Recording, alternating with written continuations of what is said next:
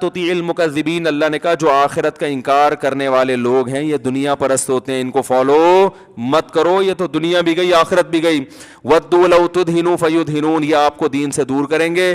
اور ولا تطیع کل حلاف مہین، ایک آیت کا ترجمہ کر دوں تاکہ اگلے ہفتے پھر اس سے آگے سے شروع ہو، یہی نہ ہم 6 مہینے گھومتے رہیں اسی آیت میں.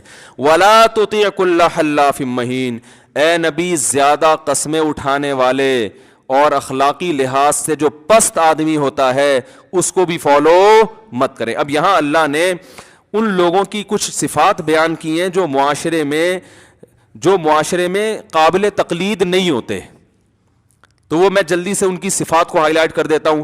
وَلَا تُطِعْ كُلَّ حَلَّافٍ، جو بہت زیادہ جھوٹی قسمیں اٹھاتے ہیں ان کو فالو مت کریں. یہاں مراد زیادہ قسموں سے جھوٹی قسمیں مراد ہیں، کیونکہ سچی قسمیں اگر کوئی زیادہ بھی اٹھاتا ہو تو کوئی برا نہیں ہے. مہین، اخلاقی لحاظ سے پست ہو. وَلَا تُطِعْ كُلَّ حَلَّافٍ مہین، ہمازٍ، تانے دینے والا، لوگوں کے عیب نکال کے ان کو ذلیل کرنے والا. وَلَا تُطِعْ كُلَّ حَلَّافٍ ہمازٍ مَشَّاءٍ بِنَمِيمٍ، چغلیاں لے کے چلنے والا، ٹھیک ہے نا، ادھر کی ادھر، ادھر کی ادھر لگانے والا. معاشرے میں کچھ ایسے لوگ ہوتے ہیں. ہمازٍ مَشَّاءٍ بِنَمِيمٍ مَنَّاعٍ لِلْخَيْرِ، مال کو روکنے والا، جمع کرنے والا، اس میں سخاوت آپ کو نظر نہیں آئے گی. معتدٍ، حد سے تجاوز، ہر معاملے میں اپنی لمٹ کو کراس کرتا ہے وہ. اثیم، بڑا گناہگار ہے. معتدٍ اثیم. عتلٍ، اخلاقی لحاظ سے زبان کا بھی سخت ہے. اس کی میں بھی تفسیر کروں گا، اس کا مطلب کیا ہے انشاءاللہ بتاؤں گا. عتلٍ بعد ذلک زنیم، ایسے خاندانوں کی طرف اپنے آپ کو منسوب کرتا ہے جن خاندانوں کا وہ ہے نہیں، یعنی اپنے آپ کو اپنی نسبت ایسی صفات کی طرف کرے گا جو صفات اس کے اندر ہے نہیں. ایک تو صفات نہیں ہے یہ برائی، دوسرا نہیں ہے تو اعتراف کرو بھائی نہیں ہے، دعوے ایسے کرے گا جیسے اس کے اندر وہ صفات موجود ہیں. ان کان ذا مال و بنین، فرمایا جس میں اتنی برائیاں ہوں آپ اس کو فالو کریں صرف اس بیس پر، ذا مال و بنین، کہ خاندانی لحاظ سے بھی طاقتور اور مالی لحاظ سے بھی طاقتور.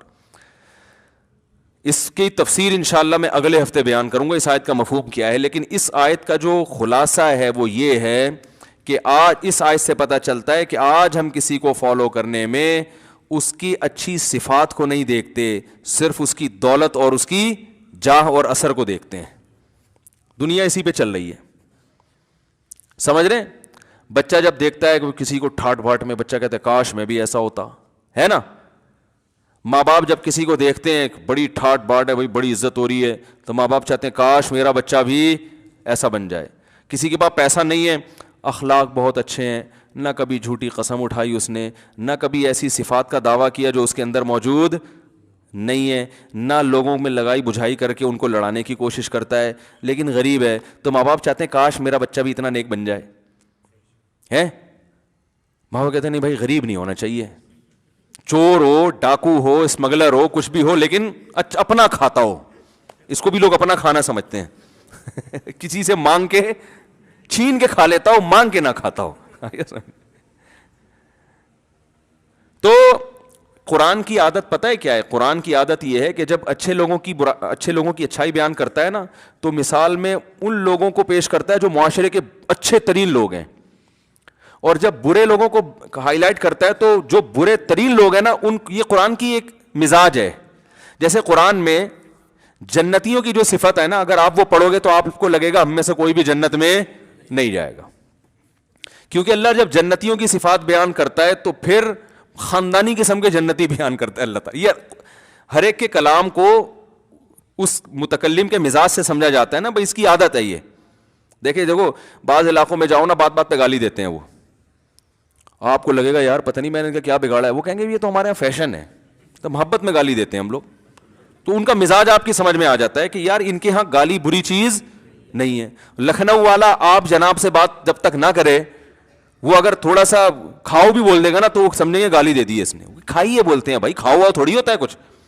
لکھنؤ کے لوگ ایسے ہی ہوتے ہیں نا. میں نے لطیفہ سنایا تھا کہ لکھنؤ والا آ گیا پنجاب میں، تو وہ ایک بیچارہ پنجاب والا ٹماٹر وہ کینو بیچ رہا ہے، تو لکھنؤ والا اس سے جا کے پوچھتا ہے آپ کے ہاں جو کینو اور مالٹے ہیں وزناً بکتے ہیں یا عدداً بکتے ہیں، یعنی وزن کر کے یا عدد گن کے. اس کی سمجھ میں نہیں آیا. بھائی آپ کے ہاں جو یہ مالٹے ہیں یہ وزنن بکتے ہیں یا عددن بکتے ہیں؟ بڑی شائستہ اردو بول رہا ہے وہ. کیا کہہ رہا ہے بھائی؟ کہہ رہے ہم آپ سے پوچھ رہے ہیں کہ وزنن بکتے ہیں یا عددن؟ کہہ رہے ہمارے ہاں نہ وزنن نہ عددن، دنادن بکتے ہیں. دنادن لینا لو ورنہ پتلی گلی سے نکلو. دنادن مال صبح شام بکتا ہے بھائی، کیا وزن عدد لگا کے رکھی ہوئی ہے یار. تو ہر ایک کے مزاج کو سمجھ کے اس کے کلام کا مطلب نکالا جاتا ہے. تو قرآن مجید کا مزاج یہ ہے کہ اللہ جب جنتیوں کی صفت بیان کرتا ہے تو اچھے لوگ جنت میں جائیں گے نا، تو اچھے لوگوں کی وہ صفات بیان کرے گا جو بہت ہی اچھے لوگوں میں صفات ہوتی ہیں. جیسے قرآن میں جب جنت کی بات آتی ہے تو اللہ فرماتے ہیں قد افلح المؤمنون الذین هم فی صلاتهم خاشعون. صرف نماز پڑھتے نہیں، نمازوں میں خشوع پیدا کرتے ہیں. ہم عن اللغو معرضون، فضول لغویات سے ہمیشہ بچتے ہیں. وَإِذَا مَرُّوا بِاللَّغْوِ مَرُّوا كِرَامًا، جب لغو لغو دیکھتے ہیں نا لغویات، عزت کے ساتھ گزر جاتے ہیں، ایسے جیسے ان کی کان پہ کچھ محسوس ہی نہیں کیا انہوں نے. ایسے برائی کو دیکھ کے نا ایسے گزر جاتے ہیں، ذرا بھی دلچسپی نہیں لیتے، بری چیزوں سے ان کو کوئی دلچسپی ہے ہی نہیں. والذین هم للزکاۃ فاعلون، زکاتیں دیتے ہیں. یطعمون الطعام علی حبہ مسکینا ویتیما واسیرا، اللہ کی محبت میں یتیموں کو کھلاتے رہتے ہیں. یہ نہیں کہ ایک دفعہ کھلا دیا، ابا نے کہا تھا جی میرے مرنے کے بعد بیٹا ایک دفعہ تو کم از کم کھلا دینا، ٹھیک ہے نا. ان کی عادت، ان کو کھلانے میں مزہ آتا ہے. مسکین کو بھی، یتیم کو بھی، قیدیوں کو بھی کھلاتے رہتے ہیں.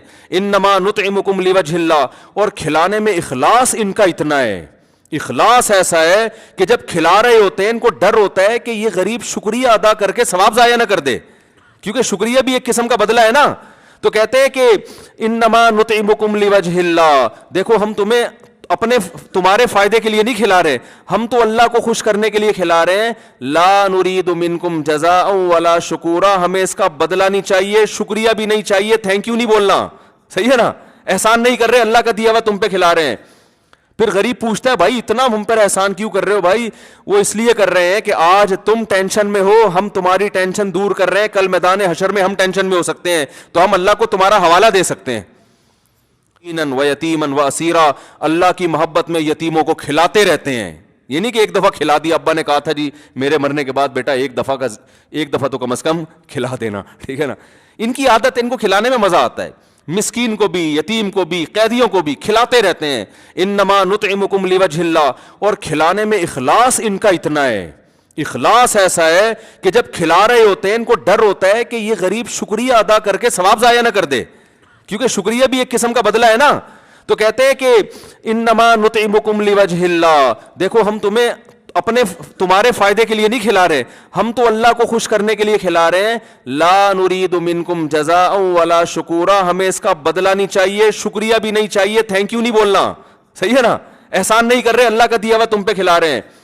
پھر غریب پوچھتا ہے بھائی اتنا ہم پر احسان کیوں کر رہے ہو؟ بھائی وہ اس لیے کر رہے ہیں کہ آج تم ٹینشن میں ہو، ہم تمہاری ٹینشن دور کر رہے ہیں، کل میدان حشر میں ہم ٹینشن میں ہو سکتے ہیں، تو ہم اللہ کو تمہارا حوالہ دے سکتے ہیں.